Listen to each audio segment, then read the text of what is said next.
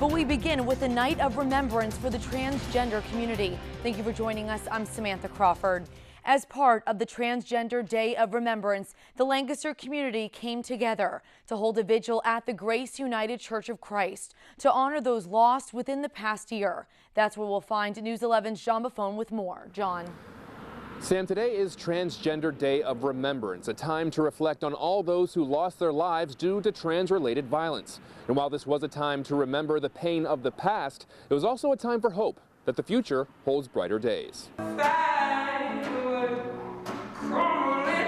Over 50 people filled the Grace United Church of Christ in Lancaster tonight for Transgender Day of Remembrance, a national initiative that sheds light on all of the lives lost due to trans-related violence. I'd like to see a celebration sometime soon where we are not memorializing people, we are celebrating years of not having people being killed.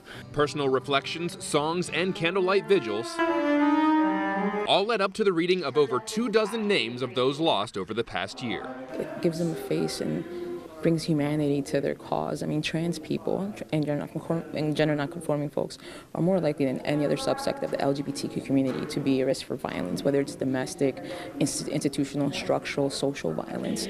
So what I hope that people get from this is that this could be your family member, it could be someone that you don't know, someone that you work with. Though 25 names were read aloud, it is possible that that number is much higher due to misidentification of victims. But in an atmosphere that mourned hate, the underlying message was one of hope. They give me great strength. I don't look at them as victims. I look at them as people who have really propelled the community forward. It sounds so simplistic, but not judging, and then also advocating when you see someone being harassed who is gender nonconforming or trans. It's those moments, those teaching moments that exist to be able to change the course of that person's life.